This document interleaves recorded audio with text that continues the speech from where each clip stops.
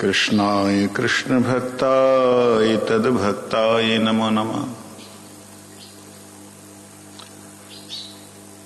अज्ञानतिमिरन्धस्य ज्ञानञ्जनशलाकया चक्षुरुन्मीलितं येन तस्मै श्रीगुरुवे नमः। वाञ्छाकल्पतरुभ्यश्च कृपा सिन्धुभैव च पतितानां पावनेभ्यो वैष्णवेभ्यो नमो नमः। नमो महावदन्याय कृष्ण प्रेम प्रदायते कृष्णाय कृष्ण चैतन्य नामिने गौरत्विषे नमः।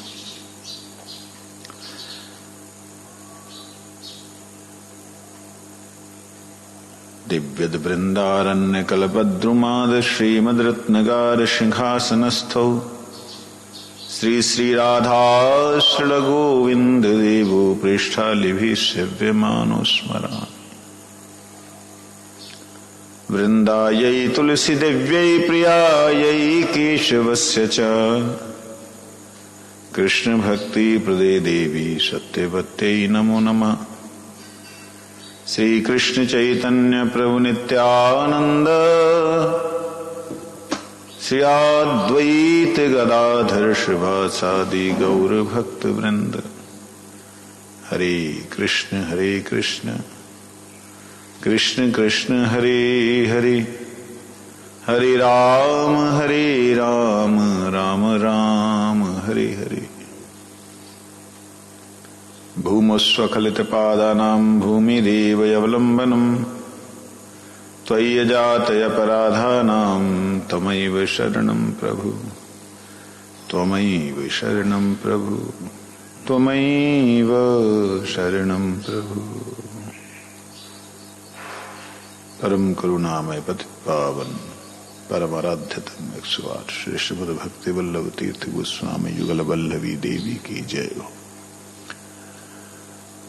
परम गुरुदेव प्रभुपाद श्री नित्यानंद गौर सुंदर की जय हो। जय परम करुणामय श्री जीव गोस्वामी प्रभुपाद की जय हो। समागत भक्त वृंद की जय। गौर प्रेमानंदे हरि हरि।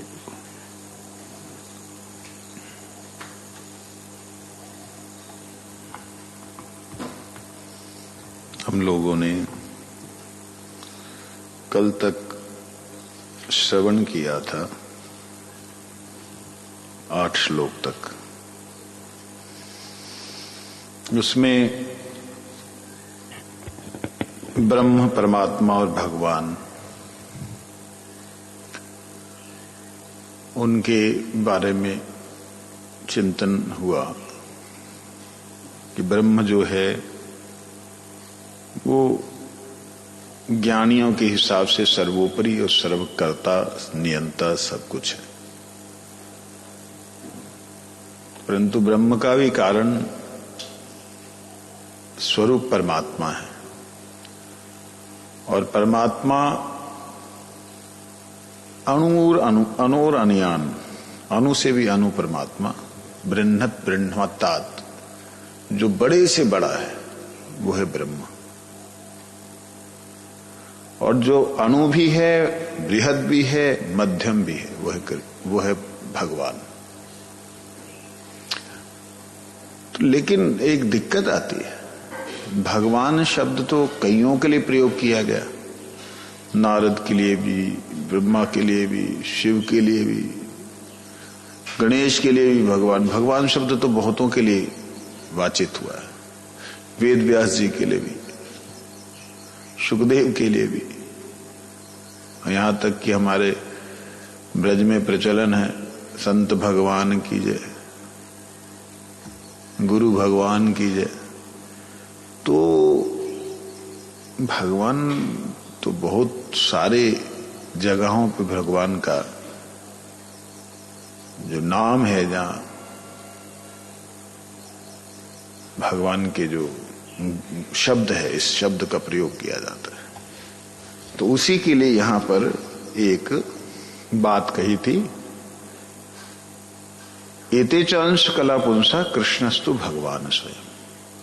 ये कोई उस परम पुरुष के अंश है, कोई कला है, परंतु स्वयं जो भगवान है वो कृष्ण है।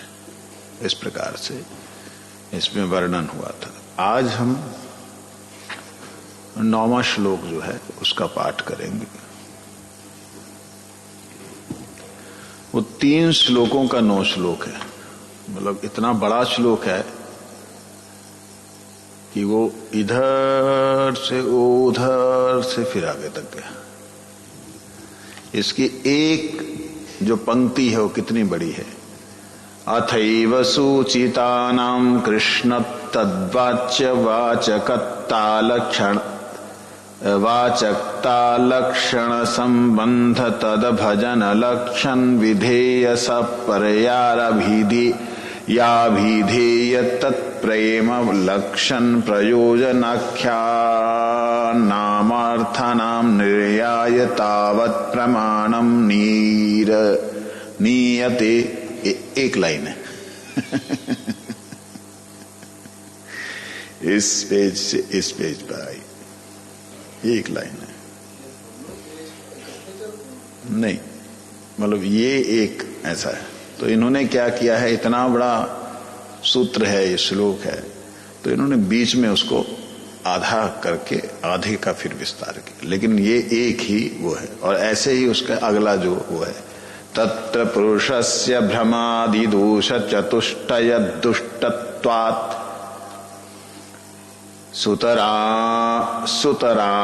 सुतराम लौकिका चिंत स्वभाव वस्तु स्पर्श योगत्वंच तत्प्रत्यक्षादीन्यपि सदोषाणि। ये दूसरी लाइन है। आइए, श्रीमद् बलदेव विद्याभूषण जी ने जो लिखा है उसको श्रवण करें।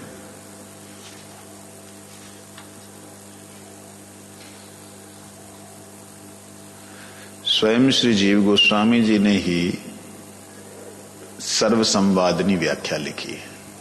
पहले श्लोक लिखा है, उसके बाद सर्वसंवादिनी व्याख्या। एक काम करते हैं, सर्वसंवादिनी व्याख्या को हम पाठ कर लिया करें, क्योंकि फिर जीव गोस्वामी जी की भी है, बलदेव विद्याभूषण जी की भी है, फिर राधा मोहन जी की है, तो कम से कम सर्वसंवादिनी पढ़ लें।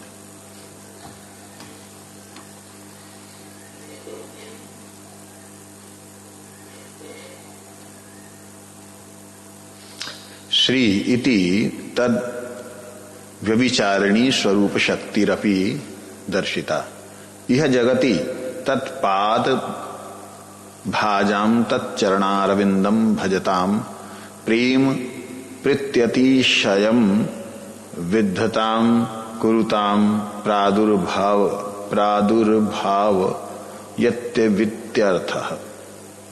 8वां श्लोक हो गया था। यह मूल मंत्र की कहते हैं, तत्र पुरुषस्य इति अत्रैतत् उक्तम भवति।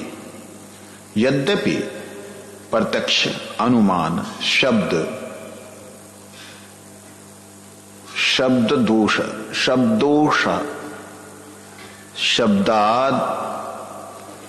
शब्दादशो उपमानार्थ प्रत्यभाव संभवेति चेष्टाख्यानि 10 प्रमाणानि विदितानि तथापि भ्रम प्रमाद विप्रलिप्सा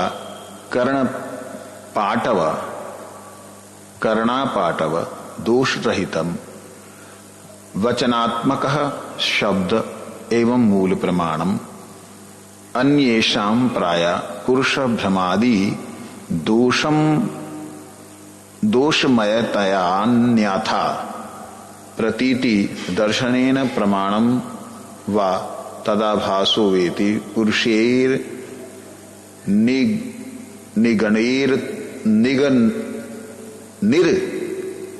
निर्णेतु निर्णेतुम अशक्यत्वात् तस्य चतुष्दोष रहितम शब्दस्य। हे गोविंद, अनुवाद में कहते हैं,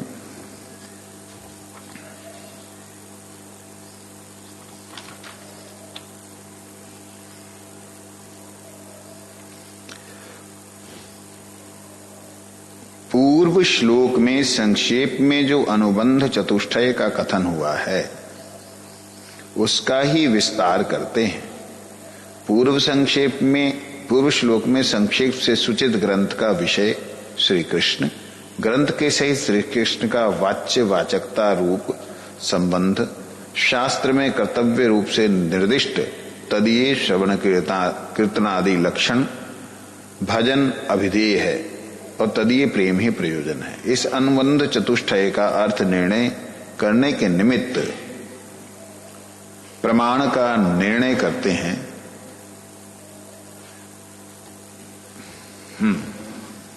क्या कहते हैं?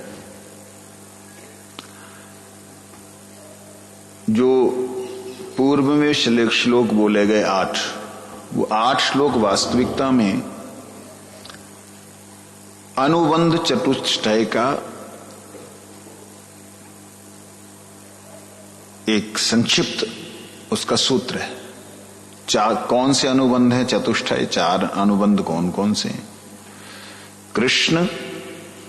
कृष्ण भक्ति, उसका अभिधेय, कृष्ण और कृष्ण से संबंध, अभिधेय और प्रयोजन, ये 4। कृष्ण से संबंध की प्राप्ति के लिए अभिधेय और प्रयोजन, ये चतुष्टय है, ये 4 है। इसके लिए 8 श्लोकों को वहां पे वर्णन किया गया। उनमें प्रथम 2 श्लोक जो हैं वो गुरु वंदना में और वंदना में चले गए। 4 श्लोक और 4 उनका उसमें वर्णन है। जो हो यहां पे कहते हैं, अब उसका हम विस्तार करने जा रहे हैं। वो जो चतुष्टय हैं, अनुबंध कहा जाता है। जैसे अनुबंध किया जाता है ना कि हम इस कार्य को ऐसे ऐसे करेंगे, कॉन्ट्रैक्ट की तरह ही समझो, प्रोग्रामिंग। तो हम ऐसे, इसको ऐसा, वो तो एक संक्षिप्त में इंडेक्स टाइप हो गया। देखिए कितना दुर्भाग्य है हमारा कि हम लोग भारतीय भाषा हिंदी को बचपन से नहीं सुनने और नहीं बोलने के कारण आज कोई भी शब्द बोलने लगते हैं, बात बोलने लगते, तो दुर्भाग्य कितना बड़ा, हमारे को अंग्रेजी बोलनी पड़ती है या कोई ऐसा शब्द जो कि उर्दू का है वो बोलना पड़ता है। हमारे पास में हिंदी, संस्कृत, हिंदी अगर ढंग से कोई पढ़ा हुआ है ना तो संस्कृत बोल सकता है। सबकी मातृभाषा होने पर भी संस्कृत जो है वो बिल्कुल शून्य के ऊपर ले आके खड़ी कर दी। चलिए आइए, अब उसका विस्तार करते हैं। कहते पूर्व श्लोक में संक्षिप्त में सूचित ग्रंथ का विषय श्री कृष्ण, जो पहला श्लोक, इससे पहले वाला जो श्लोक था उसमें विषय वस्तु क्या है? कृष्ण है। कृष्ण अकेले नहीं है, श्री कृष्ण है। ग्रंथ के सहित कृष्ण का वाच्य वाचकता रूप संबंध,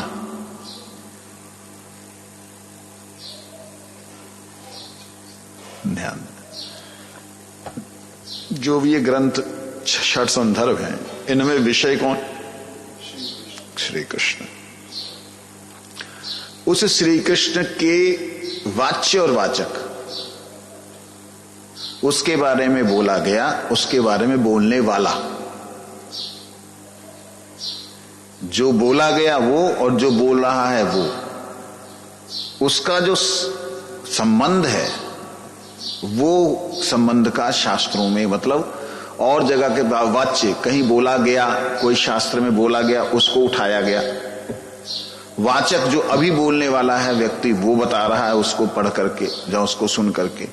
वाचक रूप से शास्त्र में कर्तव्य संबंध वाचकता रूप संबंध शास्त्र में कर्तव्य रूप से निर्दिष्ट, जो शास्त्रों में वाच्य है, बोला गया है, और वाचक जो बोल रहा है, ये जो कुछ भी बोला गया है, जब बोल रहा है, कहते हैं वो निर्दिष्ट किया गया है। किसको? कृष्ण, श्री कृष्ण को। लेकिन उस निर्दिष्ट वस्तु के प्रति, उस निर्दिष्ट तत्व के प्रति कर्तव्य क्या है? क्या कर्तव्य? उसको कैसे, उस विषय को, जहां उस श्री कृष्ण को कैसे उसको हम समझ सकते हैं, कैसे जान सकते हैं? कहते हैं श्रवण कीर्तनादि लक्षण, भक्ति के द्वारा। विषय को कैसे जान सकते हैं? श्रवण कीर्तन आदि लक्षणा भक्ति के द्वारा। यही भक्ति जो है अभिधेय है उस विषय को जानने का। संबंध कृष्ण से क्या है? वाचक, वाचकता का मतलब बोलने वाला, या सुना हुआ। वाच्य मतलब सुना हुआ, वाचक मतलब बोलने वाला। सुनने वाला या बोलने वाला उसका, अथवा उनका कृष्ण रूपी विषय से क्या संबंध है, और संबंध को जानने के लिए, संबंध को प्राप्त करने के लिए क्या अभिधेय है, उस ध्येय को, उस लक्ष्य को प्राप्त करने के लिए अभिधान क्या है, सिस्टम क्या है? वो सिस्टम है श्रवण कीर्तन आदि भक्ति रूपी जो क्रिया है, वही उसको जानने का, समझने का, या संबंध को दृढ़ करने का साधन है। ठीक है। अब आता है उस विषय, श्री कृष्ण रूपी विषय को का हमारे साथ संबंध जो है, वो जो भी संबंध है, दास का जैसा भी संबंध है, तो वो दास और सेव्य, ये जो संबंध है, इसको प्राप्ति का लक्षण जो है वो है भक्ति। लेकिन कहते भक्ति करके, उसे प्राप्त करके क्या प्राप्त करना? श्री कृष्ण को प्राप्त करने का मतलब क्या है? रसगुल्ला खा लो, छुट्टी नहीं। कहते प्रेम प्रयोजन है।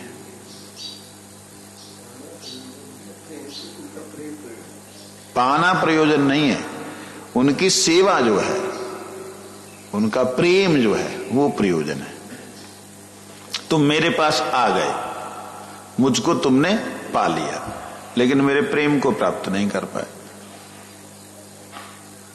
तो ऐसा ब्रह्म में विलीन हो जाना, जहां धाम में पहुंच जाना, जहां धाम वासी हो जाना, जहां धाम में रज बन करके, जहां कुछ बिना संबंध रहित, बिना प्रेम का आदान प्रदान किए, कहते जो है वो हमारा प्रयोजन नहीं है।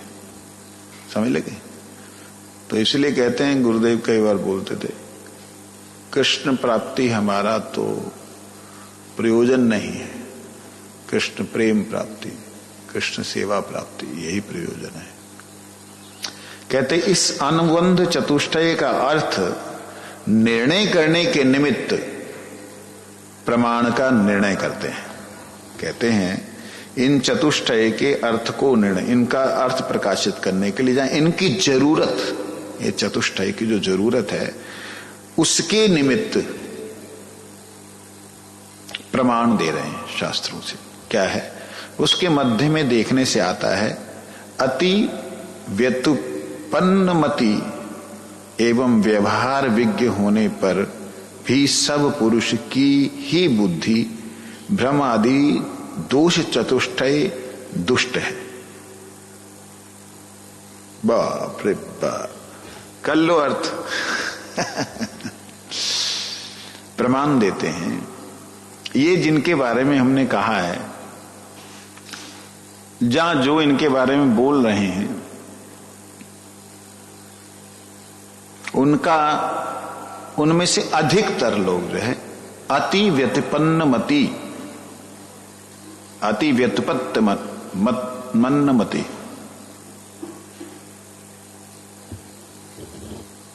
एवं व्यवहार विज्ञ होने पर भी सब पुरुष की बुद्धि ही भ्रम आदि दोष चतुष्टय दुष्ट है। सुतरां अलौकिक अचिंत्य स्वभाव परमार्थिक वस्तु ग्रहण करने में भी अयोग्य है। अब ये जो बात श्री कृष्ण के विषय में कही या कृष्ण से संबंध के विषय में कही, संबंध को पुष्ट करने के लिए या प्राप्त करने के लिए जहां उसको जानने का कारण बतलाया वो है अभिधेय अर्थात साधन। प्रयोजन के विषय में बात की, कहते ये तीनों चारों के विषय में बड़े बड़े बुद्धिमान लोग जो दूसरे की बुद्धि को चाबी दे सकते हैं, बड़े बड़े बुद्धिमान लोग जिनका व्यवहार विज्ञ है, ऐसा लगता है बहुत विद्वान है, अरे इनके जैसा पंडित बाप रे क्या शब्द का अर्थ करते हैं, बाप रे बाप गजब करते थे। ये होने पर भी भ्रम आदि दोष जो है उनमें रहते हैं।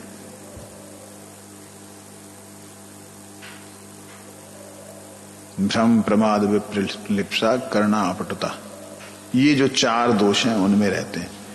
क्या है, इसको हम ऐसे कैसे बोल सकते हैं जी, ये तो सही नहीं होगा। कहते नहीं, ध्यान से समझो। वेदों का अर्थ करने वाले वैदिक ब्राह्मण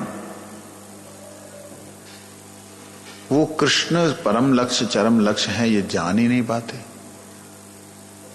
जान ही नहीं पाते। बड़े बड़े महा विद्वान पंडित जिन्होंने व्याकरण लिख दी, पाणिनि जैसे महर्षि, वो कृष्ण के साथ में जीव का संबंध भी होता है, प्रेम भी होता है, भक्ति भी है उसमें, समझ ही नहीं पाते। क्यों?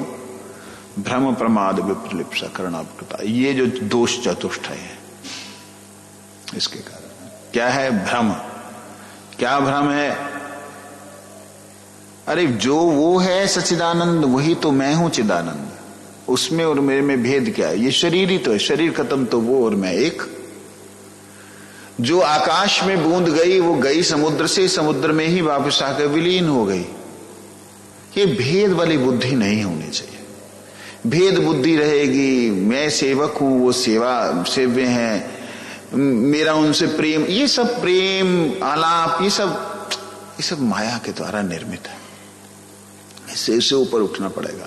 इस प्रकार से महान विद्वान पंडित लोग उस परम तत्व को केवल मात्र एक जड़ वस्तु की तरह दर्शन करते हैं। ये भ्रम है उनका।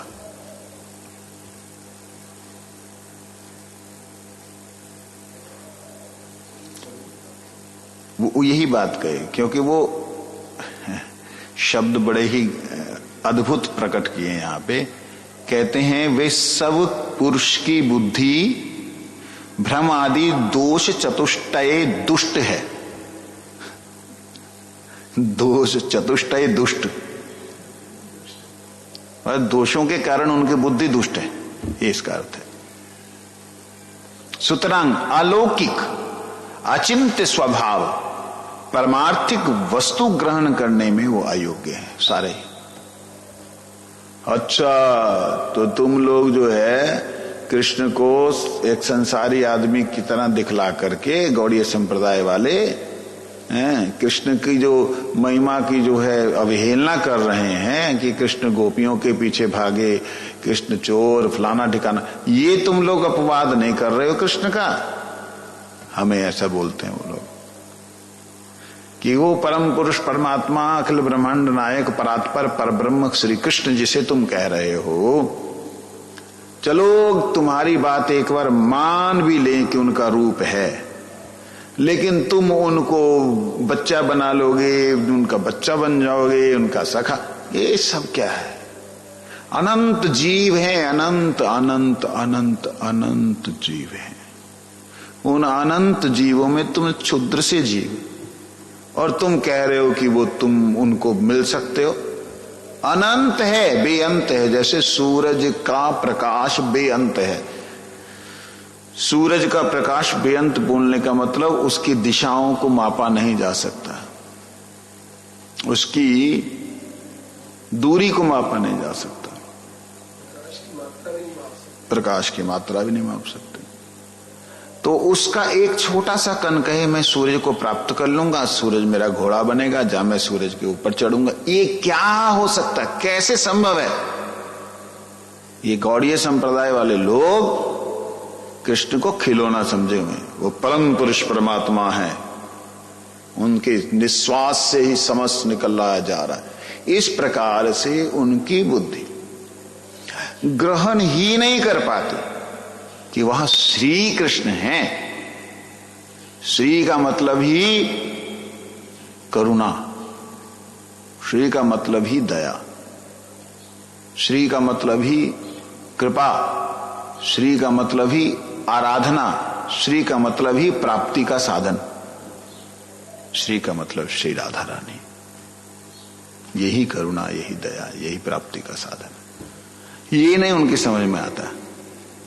कृष्ण का वैभव प्रकाश देखकर, अनंत प्रकाश देखकर फैला हुआ सूरज का, उस प्रकाश को समेटने वाली स्थिति को सोच करके कहते कि नहीं समेटा जा सकता। अरे तुम साहस कहां प्रकाश प्रकोश में फैले हुए हो, सीधा एक किरण का आश्रय लो, सीधा उस आश्रय को लेकर के उसके अंदर घुस जाओ, वहां तक पहुंचते पहुंचते तुम्हारी उसी की जैसी सत्ता हो जाएगी, उसमें विलीन कर जाओगे, तब उनका दर्शन करोगे कि हां वो है, उसका रूप भी है, रंग भी है, दिखता भी है। ये चीज वहां पे वो किसी भी दृष्टि से सिर नीचा नहीं कर सकते, कहते हैं इसलिए वो अयोग्य है। यह निमित्त मतलब इसी कारण से पुरुषकृत प्रत्यक्षादि 10 प्रमाण भी दोष युक्त हैं। इसी कारण से जो प्रत्यक्षादि प्रमाण है, वो 10 प्रकार के जो प्रमाण हैं वो दोष युक्त हैं। सारार्थ में श्री बलदेव विद्याभूषण जी की टीका में कह रहे हैं, विषय कृष्ण, संबंध उनके साथ जो रिलेशन है, हमारा संबंध है, अभिधेय प्रयोजन रूप अनुबंध चतुष्टय। श्री राधा मोहन गोस्वामी जी की टीका में संबंध अभिधेय प्रयोजन गृहीत है। ग्रंथ श्रवण में श्रोत्री वर्ग की प्रवृत्ति उत्पादन के निमित्त ग्रंथ के प्रथम में ही अनुबंध को कहना आवश्यक है। सिद्धार्थम सिद्ध संबंधम श्रोत्रुम श्रोता प्रवर्तते ग्रंथादो तेन वक्तव्य संबंध साभिधेयका सर्वस्यैव हि शास्त्रस्य वस्तुनो वापि कस्यचित् यावत् प्रयोजनं नोक्तं तावत् तत्केन गृह्यते। कहते जिस प्रकार चक्षु का विषय रूप, चक्षु का विषय रूप है, चक्षु केवल रूप को ग्रहण करता है, उसी प्रकार इस ग्रंथ का विषय श्री कृष्ण है। चक्षु सुनती नहीं है, चक्षु सूंघती नहीं है, चक्षु रस नहीं लेता, वो केवल देखना उसका वो है। ये अच्छा है, ये बुरा है, ऐसा भी नहीं। जो अच्छा बुरा जो भी आंखें खुली है तो दिखेगा ही। उसको ग्रहण करना नहीं करना ये अंदर के जो जीव है उसके ऊपर डिपेंड करता है।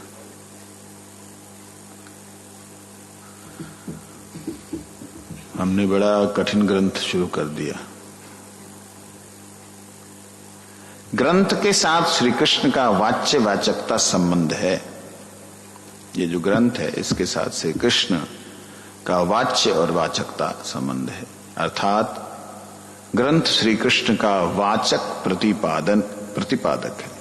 श्री कृष्ण के विषय में बोलने वाला एक प्रतिपादक है, मतलब उसको स्थापित करता है।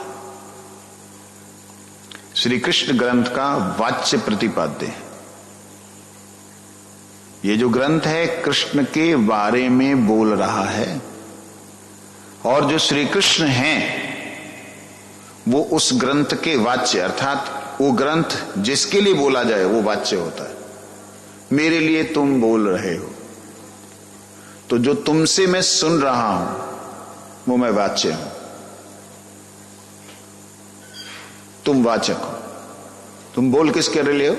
मेरे लिए। तो यहां विषय क्या हो गया? तो सुनने वाला कौन है? वो वाच्य।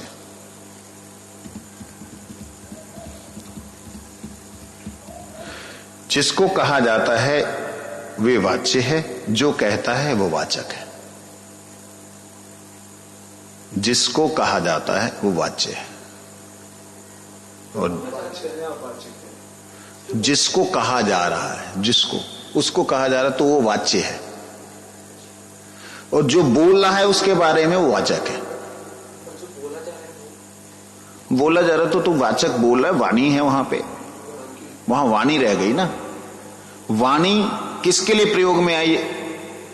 वो उसके लिए वो वाच्य है। वाणी कौन उच्चार मतलब कौन बोल रहा है? वो वाचक है। तो वाणी बीच में, शब्द जो है बीच में उसका वो है, संबंधी है। अभिधेय तत्व के विषय में कहते हैं श्रवण, कीर्तन, स्मरण, पाद सेवन, अर्चन, वंदन, दास्य, सख्य, आत्मनिवेदन, ये 9 प्रकार की साधन भक्ति ही भजन, कारण भक्ति एवं भजन उभय शब्द ही एक अर्थ बोधक है। यही साधन भक्ति है। अनादि सिद्ध भागवत ज्ञानाभाव को ही भगवत विमुक्ता कहते हैं।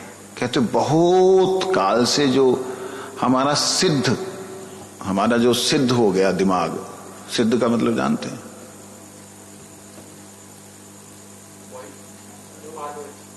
पक गया, जल नहीं गया, पक गया, सिद्ध हो गया। आलू को रखा, सिद्ध हो गया, दाल को रखी, सिद्ध हो गई, मतलब पक गई। कहते हैं अनादि सिद्ध, हमारा जो है अनादि सिद्ध है, अनंत काल से हम सिद्ध हैं। किस चीज में? भगवान के ज्ञान के अभाव में भगवान के विषय में नहीं जानने में अनादि काल से सिद्ध है, मतलब अज्ञानता में सिद्ध है। कहते वही भगवत विमुक्ता उसी को कहते हैं, अनादि काल से विमुख है। तो उस विमुक्ता की प्रतिकूल भगवत उन्मुक्ता ही अभिधेय है। अभिधेय किसे कहते हैं? अब हम विमुख हैं अनादिकाल से, और किसके लिए विमुख है? ज्ञान का अभाव है, भगवान के विषय में जानकारी नहीं। जैसी जानकारी मिलेगी तो किधर हो जाएंगे? उधर हो जाएंगे। अरे ये किसके बारे में बोल रहा है? अच्छा उसके बारे में। कौन है वो? कहते वही अभिधेय है। उनके बारे में जागृति होना, रुचि होना, और उस रुचि को ग्रहण करना, वो जो रुचि पैदा हो रही है, जिसके द्वारा हो रही, उसे अभिधेय कहते हैं। मोटी बात समझ आ गई?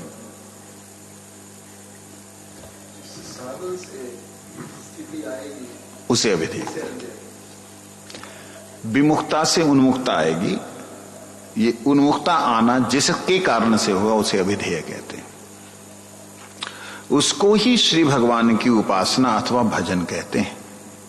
उसका वर्णन ही इस स्थल में श्रवण, कीर्तन आदि नवभक्ति के रूप में हुआ है।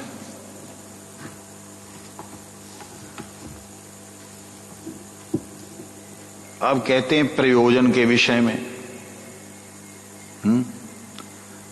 प्रयोजन क्या है? कीर्तन से, भक्ति से क्या मिलेगा? भक्ति से मुक्ति मिलेगी?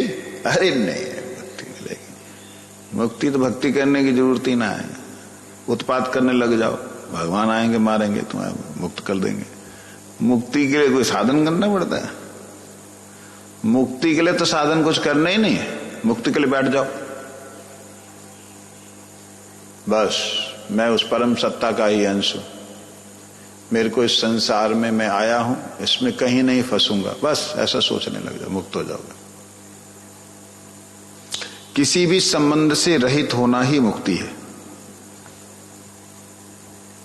जितने संबंध हैं उन संबंधों से रहित हो जाओ, मुक्त हो जाओगे। उसके लिए क्या साधन करना? माला क्या करने? उसके लिए भगवान की माला बनानी, क्या सेवा करनी? कुछ नहीं। मुक्ति के लिए कोई साधन होता है क्या? मुक्ति तो फालतू लोगों को मिलती है।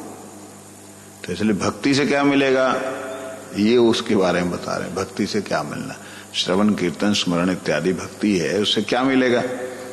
कहते श्रवण कीर्तन आदिमय साधन भक्ति के अनुष्ठान से भीतर बाहर भगवत साक्षात्कारमय समुदित प्रेम ही यहां पर प्रयोजन के रूप में कथित है। ध्यान दीजिएगा, यहां पे हम लोग, बहुत लोग हैं हमारे गुरु भाई, हमारे साधन पथ पे चलने वाले पथिक बहुत सारे हैं। ऐसा जिस भी क्षेत्र में जाएंगे, नास्तिकों को देखेंगे तो वो भी अनंत दिखेंगे, आस्तिकों को देखोगे वो भी विष्णु राम इत्यादि भगवत अवतारों की उपासना, शैवों को देखोगे, सबको देखो, सब बहुत सारे देखते। तो ऐसे ही बहुत सारे वैष्णव हैं, बहुत सारे भक्त हैं, बहुत है। यहां पे ध्यान देने वाली बात है, ये श्रवण कीर्तन इत्यादि साधन भक्ति के द्वारा जब हम लोग साधन कर रहे हैं, भक्ति कर रहे हैं, ये साधन भक्ति के द्वारा जब तक भीतर और बाहर, भीतर अंदर और बाहर, दो शब्दों पे ध्यान दें, भीतर और बाहर भगवत साक्षात्कारमय समुदित प्रेम नहीं प्रकट हो रहा, तब तक समझना ये प्रयोजन सिद्ध नहीं हुआ। दोबारा बोल रहा हूं, इसको संक्षिप्त में अगर सुना जाए, कहते हैं श्रवण कीर्तन आदि में जो साधन भक्ति है, वो साधन भक्ति किसको अनुष्ठान कर रही है, प्रेम को। लेकिन वही प्रेम भीतर होने पर और वही बाहर आने पर अगर वो साक्षात्कारमय नहीं हुआ, मतलब परमात्मा का साक्षात्कार नहीं हुआ, प्रेम का साक्षात प्रकट्य नहीं हुआ, प्रेम वो प्रकट नहीं ना हुआ, तब वो क्या हुआ, वो साधन सिद्ध नहीं हुआ। तो अगर साधन सिद्ध हुआ है तो वो प्रेम ही वहां पर प्रयोजन के रूप में कथित है। आगे कहते हैं यमधिकृत्य प्रवर्तते तत्प्रयोजनम, भगवत साक्षात्कारमय अनंत सुख प्राप्ति की लालसा ही जीव की प्रवृत्ति भजन में होती है। से ही यमाधिकृत्य प्रवर्तते तत्प्रयोजनम, यमधिकृत्य अर्थात जीव जो भगवान को साक्षात्कार करने के लिए, परमात्मा से मिलने के उद्देश्य से अनंत सुख की उसके अंदर जो लालसा है, वही भजन की प्रवृत्ति है।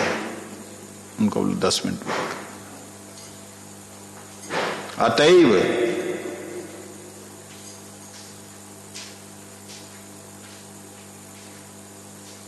साक्षात कारमय प्रेम ही प्रयोजन है।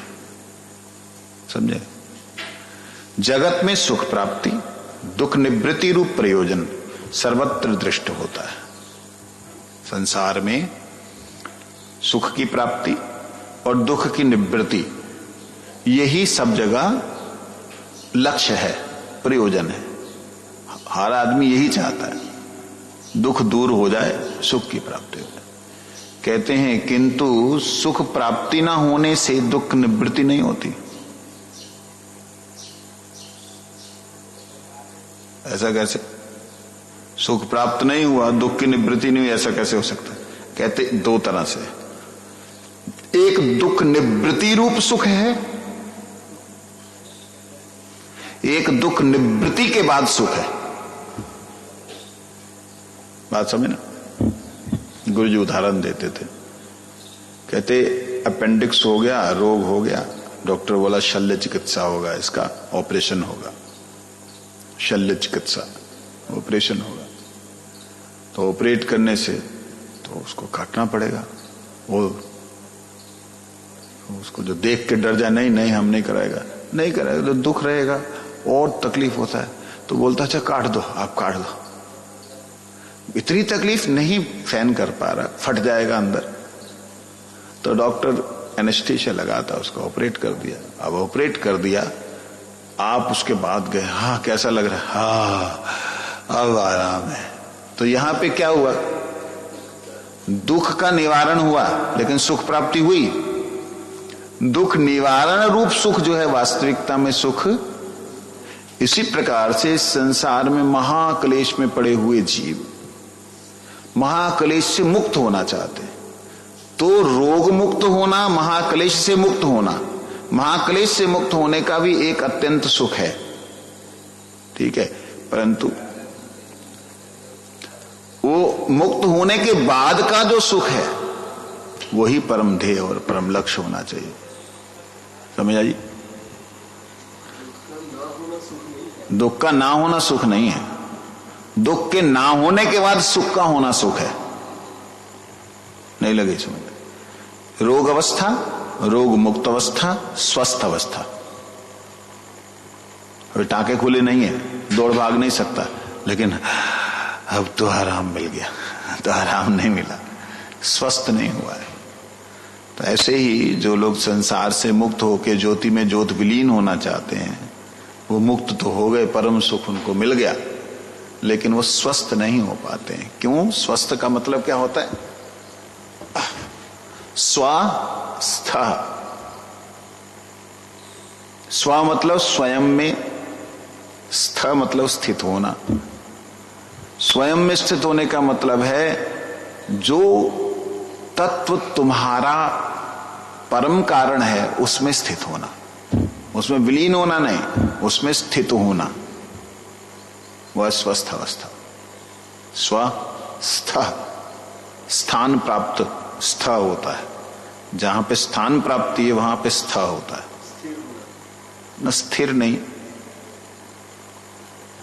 स्थान प्राप्ति होनी, स्वयं के स्थान प्राप्त होना, वो स्वस्थ अवस्था है। तो ऐसा स्वयं आत्मा, उसको स्थान प्राप्त होना परमात्मा का सेवा में, वो है स्वस्थ अवस्था। तो यहां कहते हैं साक्षात्कार में समुदित प्रेम ही प्रयोजन है। समझे नहीं? साक्षात्कार में ये अगर नहीं हो रहा है व्यक्ति को, साक्षात्कार भगवान का या भगवत प्रेम का नहीं हो रहा है। भगवत प्रेम का साक्षात्कार क्या होता है? नहीं, भगवत प्रेम का साक्षात्कार क्या है? अंदर क्या?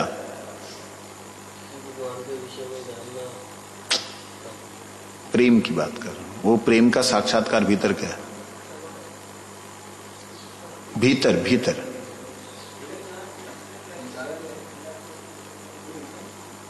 ये है। लेकिन वहां पे भीतर जो प्राप्त होना ना, बाहर और भीतर दोनों की बात हो रही। भीतर में आत्मा का परमात्मा के साथ में मिलन होना, दर्शन होना, सेवा का दर्शन होना।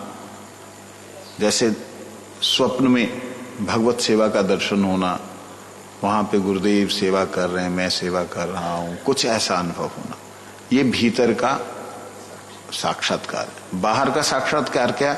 वो जो भीतर हुआ उसको बाहर भी दिखलाई देना। वो ठाकुर जी का आज है, ये नहीं सेवा, ये कैसा कर दिया।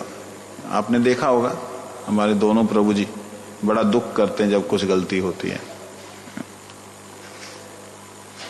एकदम चिंतित हो जाते कि हमसे ये क्या हो गया। इस प्रकार से बाहर भीतर भगवत प्रेम का ओतप्रोत होना साक्षात्कार। बाहर से भी साक्षात्कार मतलब ठाकुर जी को देखते हुए कभी ऐसा लगता ही नहीं कि मूर्ति है। भगवत अनुभूति भगवान की ही दिखाई दे, अनुभूति हो। जगत में सुख प्राप्ति दुख निवृत्ति रूप प्रयोजन सर्वत्र दृष्ट होता है, किंतु सुख प्राप्ति ना होने से दुख निवृत्ति नहीं होती। रोग मुक्त अवस्था होने का मतलब सुख नहीं है, स्वस्थ होना ही सुख है। मतलब सुख वो स्वस्थ होने के बाद ही दुख के वास्तविकता में निवृत्ति होती है। कहते उस निर्विचिन्न सुख अथवा आनंद ही भगवत प्रेम, वह जो सुख है, निर्विच्छिन्न सुख है, वही वास्तविकता में भगवान का आनंद है, प्रेम है। जिसके हृदय आकाश में प्रेम सूर्य विराजमान है, उसका दुख तिमिर से भय कैसे होगा? उसको कैसे भय हो सकता है संसार के दुख से? जिसके हृदय में प्रेम रूपी सूर्य प्रकाशमान है। अतः सुख प्राप्ति ही जीव मात्र का मूल प्रयोजन होने से सुखमय प्रेम को ही प्रयोजन कहा गया है। इसका विशद वर्णन पंचम षष्ठ संदर्भ में, पांचवें और छठे संदर्भ में इसका प्रेम प्रयोजन है, उसके विषय में बताया। आगे कहते हैं, भ्रम आदि दोष चतुष्टय, कहते भ्रम, प्रमाद, विप्रलिप्सा, करना, पाटव, दोष चतुष्टय है। भ्रम के बारे में कहते हैं मिथ्या ज्ञान, मिथ्यामति, मिथ्या ज्ञान, मिथ्यामति। न्यायिक गण इसे अप्रमा कहते हैं, अर्थात एक वस्तु में अन्य वस्तु का ज्ञान। भ्रम दो प्रकार के होते हैं, विपर्यास एवं संशय। शरीर में आत्मबुद्धि विपर्यास है, ये पुरुष का अथवा स्थाणु शाखाहीन वृक्ष, इस प्रकार बुद्धि संशय है।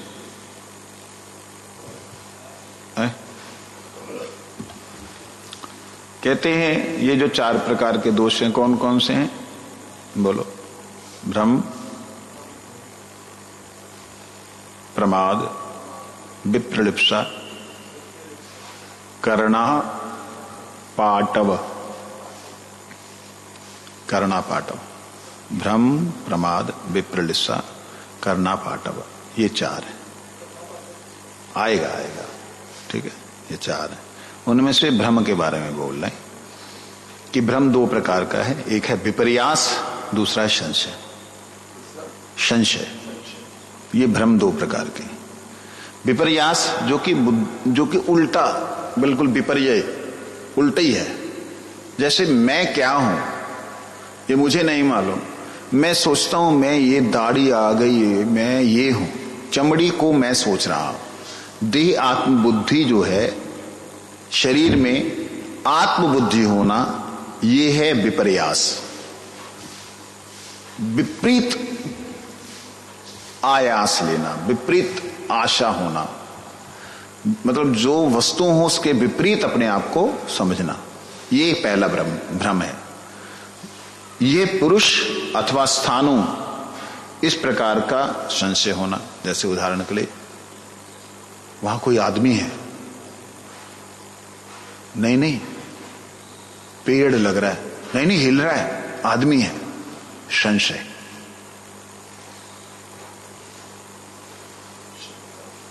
जो संशय है वो भी भ्रम में आता। भ्रम दो प्रकार का, एक तो पूरी तरह व्यक्ति जो है, आदमी अपने आप को शरीर समझ बैठा, ये समझ बैठा, ये तो है भ्रम। एक है विपर्यास भ्रम, हाँ, उल्टा सोचना। और दूसरा है संशय। अरे देखो क्या सांप है, सांप, नहीं रस्सी होगी, अरे होगी नहीं, लाइट जला। जैसे ही प्रकाश देखेंगे, ओ रस्सी नहीं, सांप है, तब वो भ्रम दूर होता है। तो भ्रम कितने प्रकार का है? दो, विपर्यास और संशय। ठीक है, अब क्लियर हो गया।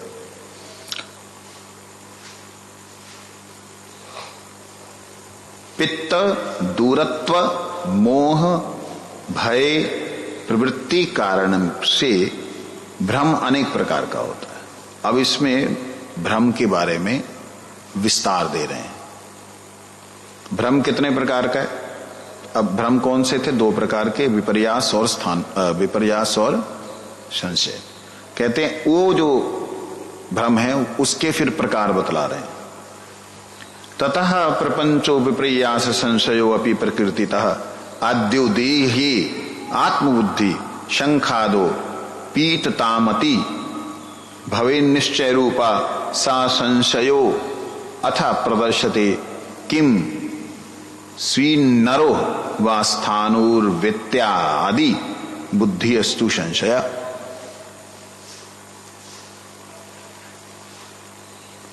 पित्त धूरत्वादि रूप दोष नाना विध स्मृता।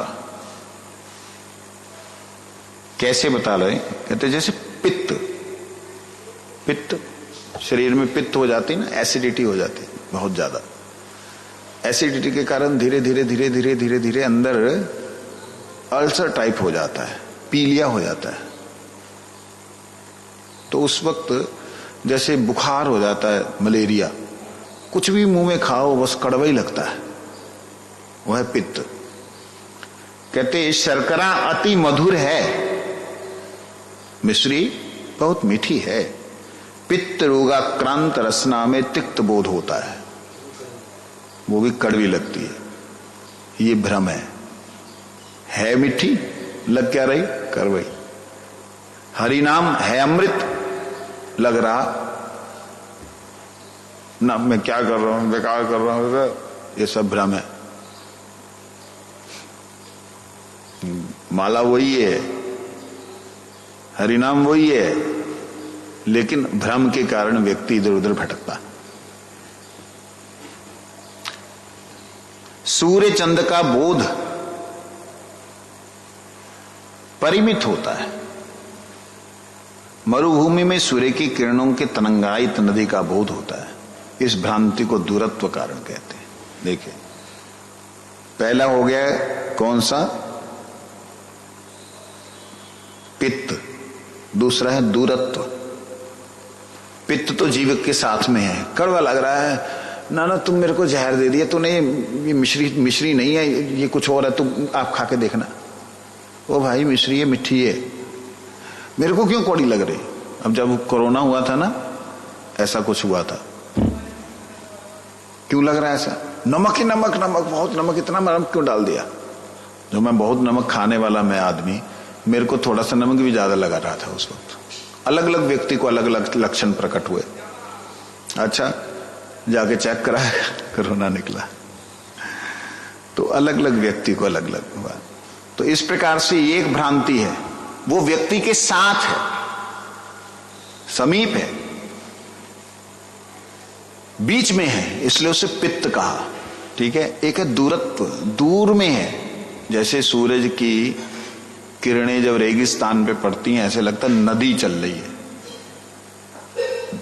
वो तो समझ में नहीं आता, कभी गए ही नहीं रेगिस्तान में, तो कहां से देखेगा?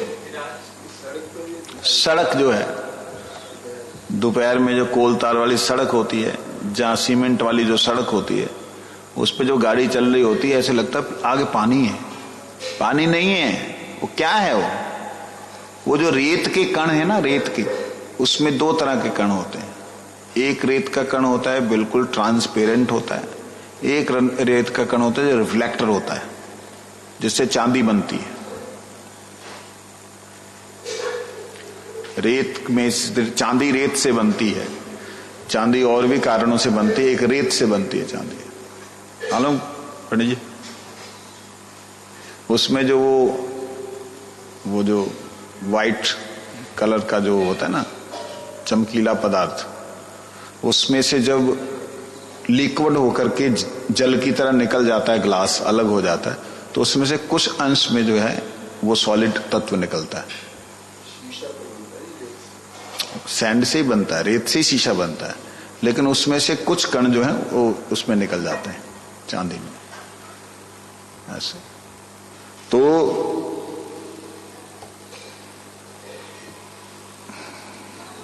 मेरे को किसी ने बोला था,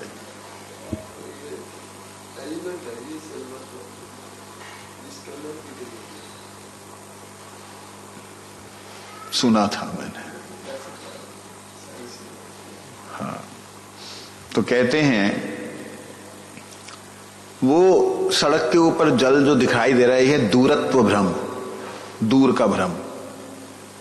एक भीतर का है पित्त का, एक दूरत्व है उसकी। है मृग तृष्णा। इसका शब्द जो है शास्त्रों में मृग तृष्णा। मृग तृष्णा मतलब पिपासा से आतुर हिरन जब रेगिस्तान में देखता है पानी, पानी वहां है, दौड़ता दौड़ता दौड़ता वहां गया, उस टीले पे पहुंचा, पानी और आगे दिखाई दिया, ऐसे मृग मर ही जाता है, उसको जल मिलता नहीं। ऐसे ही संसार में हम लोगों का जन्म हुआ। माँ बाप बचपन में हे ले ले ले ले खा ले खा ले, खिला करके हंसा करके थोड़ा डुला करके खुद आनंद पाते हैं, बच्चे को भी आनंद आता है, हंस पड़ता है, हमें लगता है उसमें सुख है। लेकिन जैसे 2, 4, 5 साल की उम्र होती है, स्कूल जा नहीं जाना नहीं जाना नहीं जाना, पहले खिलौने दे रहे थे, अब खिलौने छीन रहे हैं। नहीं वो पढ़, नहीं मैं नहीं पढ़, बाद में तेरे को खिलौना मिला, अच्छा ठीक है, खिलौने के लिए पढ़ता है। बाद में और समझ में आती तो खिलौनों को छोड़ देता है, नहीं भाई मेरे को तो पढ़ाई करनी पड़ेगी, क्योंकि सुख एक से दूसरी वस्तु में प्रतिभासित हो रहा है कि खिलौनों में सुख, पढ़ाई में, पढ़ाई कर ली, बहुत कर ली, बहुत कर ली, नौकरी ना लगी, सुख ना मिल गया, मन में आता ये क्या हो गया। तो पढ़ने में सुख था, माँ बाप ने समझाया था पढ़ाई कर ले बेटा सुख मिलेगा, पढ़ लिया तो सुख तो मिलना रहा, क्या जाए। तो वो सुख किसमें है, ये बात जो है हम लोग समझ नहीं पाते। ये है दूरस्थ भ्रम, दूर का भ्रम, एक के बाद एक वस्तु में मृग तृष्णा की तरह हम खोज रहे है नहीं, खोज रहे। ऐसी जगह से है नहीं, तुम बाबा जी बन गए, लोगों का दिमाग खराब करोगे, नहीं, बिल्कुल सत्य बात है। जो ने जिस जिस वस्तु को प्राप्त किया साधन करके, अंत में जाके देखिए वो उस स्थान पे सुखी नहीं। अब महात्मा भी तो ऐसे ना, ऐसा नहीं, सभी नहीं ऐसे। महात्मा जिस साधन में लग चुके हैं, साधन में लग गए, तो जिस साधन में लग गए उन्हें उसमें परम सुख मिल रहा है। कहते साधन क्या कर रहे हैं, बैठे बैठे खा रहे हैं इसलिए मजे ले रहे हैं। उनको क्या साधन करें तब पता लगे ना सुख है कि नहीं। खाने के लिए साधन नहीं करते, लेकिन जो अपना साधन करते हैं तुम लोग कर ना पाओगे। यहाँ पे कई महात्मा 3 परिक्रमा करते हैं एकादशी में बिना जल पिए, कर लो तुम, जा जाओ कर लो, उनको सुख मिल चुका है।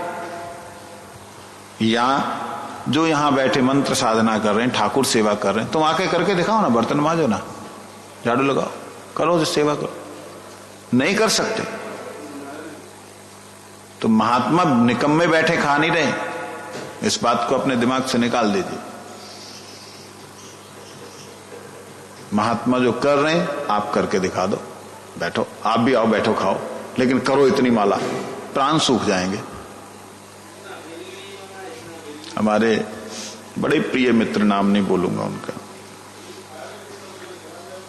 वो मेरे को बोलते महाराज, मैंने कहा आप माला किया करो, भगवान जी का नाम सब समय चलता, महाराज सच भगवान की कसम, उन्हीं का चलता है सब कुछ। मैं हैरान हुआ, मैंने कहा इनके पास में दिन भर में कम से कम 50 लोग आते हैं, हर आदमी को 15-20 मिनट, आधा घंटा, 1 घंटा देते हैं, 5 मिनट देते हैं, कैसे भजन करते हैं भाई। तो मैंने कल्पना की, जैसे कोई आया तो जय श्री कृष्ण, बैठो जी बैठो, और जी ठीक है, सत श्री अकाल, जो भी उनको बोलना जैसा बंदा पसंद करता है, बैठे। जैसे चले गए, हरे कृष्ण कृष्ण कृष्ण हरे राम राम राम। हाँ भाई कौन है, और भेजा।